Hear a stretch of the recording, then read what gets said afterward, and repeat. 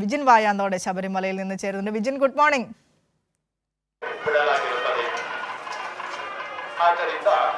Good morning Vinsha. ഒരിടവേളയ്ക്ക് ശേഷം വീണ്ടും സന്നിധാനത്ത് റിപ്പോർട്ടിങ്ങിന് വേണ്ടി എത്തുമ്പോൾ എന്തൊക്കെയാണ് ശബരിമലയിൽ കാണാനാകുന്ന കാഴ്ചകൾ? കഴിഞ്ഞ ദിവസം വി ഡി സതീശൻ ശബരിമല സന്ദർശിച്ച് അവിടുത്തെ കാര്യങ്ങളെല്ലാം വിലയിരുത്തിയതാണ്. ദർശനത്തിന് യാതൊരുവിധ തടസ്സവുമില്ല, എല്ലാം സമഗ്രമായി സുഗമമായി മുന്നോട്ട് പോകുമെന്നോ എന്നാണ് പ്രതിപക്ഷ നേതാവ് വരെ പറഞ്ഞു വെച്ചത്.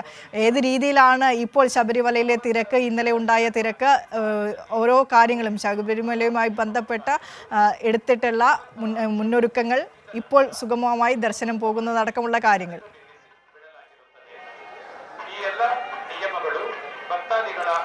വിൻഷ, എന്തായാലും വി ഡി സതീശൻ പറഞ്ഞതുപോലെ തന്നെയാണ് വളരെ സുഗമമായിട്ടാണ് തീർത്ഥാടനം മുന്നോട്ട് പോയിക്കൊണ്ടിരിക്കുന്നത്.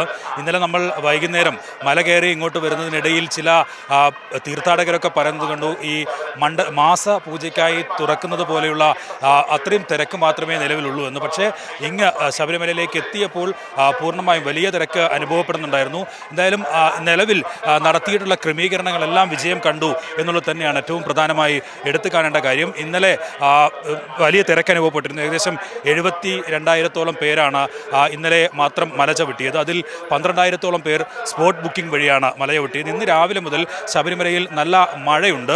അത്യാവശ്യം നന്നായി തന്നെ പുലർച്ചെ മുതൽ തന്നെ മഴയുണ്ടായിരുന്നു. പക്ഷേ ആ മഴയൊക്കെ വകഞ്ഞു മാറ്റിക്കൊണ്ടാണ് ഇപ്പോൾ തീർത്ഥാടകർ ഇങ്ങോട്ട് ഒഴുകിയെത്തിക്കൊണ്ടിരിക്കുന്നത്. അല്പസമയം മുമ്പാണ് ഉഷപൂജ കഴിഞ്ഞത്.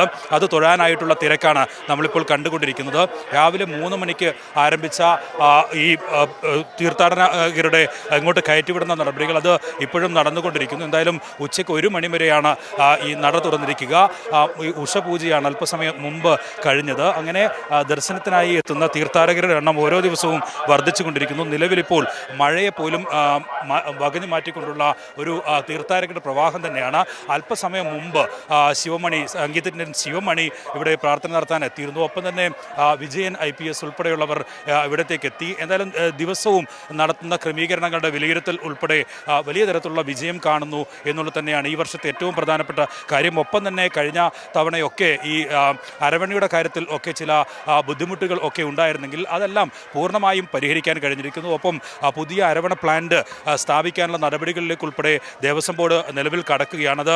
ഏകദേശം 4 ലക്ഷത്തോളം ടൺ ഈ അരവണ ഓരോ ദിവസവും ഉൽപ്പാദിപ്പിക്കാൻ കഴിയുന്ന നിലയിലുള്ള പുതിയ ഒരു പ്ലാന്റ് സ്ഥാപിക്കാനാണ് നിലവിൽ തീരുമാനിച്ചിരിക്കുന്നത്. അങ്ങനെയെങ്കിൽ അതിനുള്ള പരിഹാരവും ആകും. അങ്ങനെ താഴെ മുതൽ പമ്പ മുതൽ ഇങ്ങോട്ട് കടന്നു വരുന്ന തീർത്ഥാടകർക്ക് ഒരു ബുദ്ധിമുട്ടുമില്ലാതെ നിലവിൽ തീർത്ഥാടനം നടത്താൻ കഴിയുന്നു എന്നുള്ളത് തന്നെയാണ് എടുത്തു കാണേണ്ട കാര്യം. അതിനുള്ള സജ്ജീകരണങ്ങൾ ഒക്കെയാണ് വരുത്തിയിരിക്കുന്നത്. നിലവിൽ ഇപ്പോൾ ഈ 18ാം പടി കയറുന്ന ആളുകളെ ഒക്കെ സഹായിച്ച് കയറ്റാനായി വളരെ എക്സ്പീരിയൻസ് ഉള്ള പോലീസ് ഉദ്യോഗസ്ഥരെ തന്നെ നിയോഗിച്ചതും അത് വളരെ സുഗമമായി ഏകദേശം മിനിറ്റിൽ 80ഓളം പേർക്ക് മുകളിൽ ആളുകളെ ഇങ്ങോട്ട് കയറ്റിവിടാൻ ഒക്കെ കഴിയുന്നുണ്ട്. അതുപോലെ തന്നെ ഏകദേശം ഇന്നലെ തന്നെ 1500ഓളം പേരാണ് ഓരോ മണിക്കൂറിലും ഈ 18ാം പടി വഴി മല ചവിട്ടിയത്.